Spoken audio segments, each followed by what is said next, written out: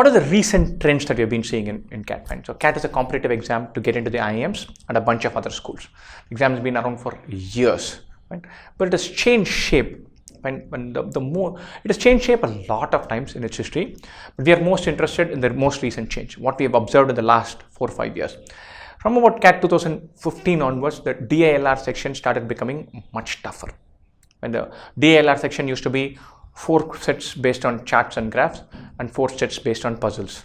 Now we are getting questions that are not naturally categorizable as DINLR. Charts with missing pieces, puzzles with a lot of computation thrown in. So they're far tougher. You need to hang in there and spend 15, 17, 18 minutes to crack a puzzle. So that is a significant change. And that has been around for 4 years now. Now we can say this is a new normal. This is not one-off, not something that's been there for a couple of years.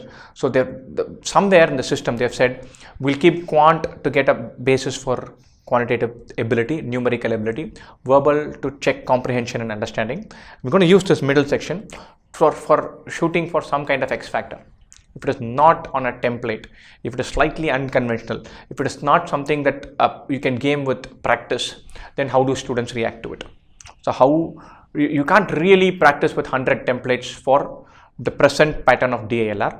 And my gut feel is they've created DILR like this to specifically address that issue. I don't want there to be a gaming advantage or a practice advantage to this exam, and therefore we'll have this one section which is slightly wacky. One other thing that we noticed last year was the quant in CAT 2018 was significantly tougher than 17, 16, 15. And so this therefore could be one-off. CAT 2019 we could be back to the norm. So what happened in CAT 2018 was that in a paper, if you could attempt in 2017 or 16, a person who could have attempted 28, 29 questions would have ended up attempting only 18, 19 in 2018 CAT. So it was markedly tougher. Every question involved multiple ideas. So there could be a question that involved percentages, but then it'll touch on mixtures and then use some bit of equation solving. So there was no direct, easy question which was straight off the hat answerable. Right? The idea behind this is, my gut feel is, they don't want quant to become formulaic. They don't want this exam to say, okay, this idea, this formula, plug it in, get the answer. They're specifically trying to create an exam which can't be gamed with a bunch of formulae, which again, credit to them, that is an important objective for an exam to hit. So I like the fact that they made this shift. But CAT 2018 was not just not formulaic, it was significantly tougher. So that is something to keep in mind while you're preparing. Verbal has been more or less steady. I would argue it has become slightly challenging over the last 4 or 5 years, but not dramatically so. So the method of preparation does not change. Focus on basics, get enough practice in, take a lot of mocks, you're good to go.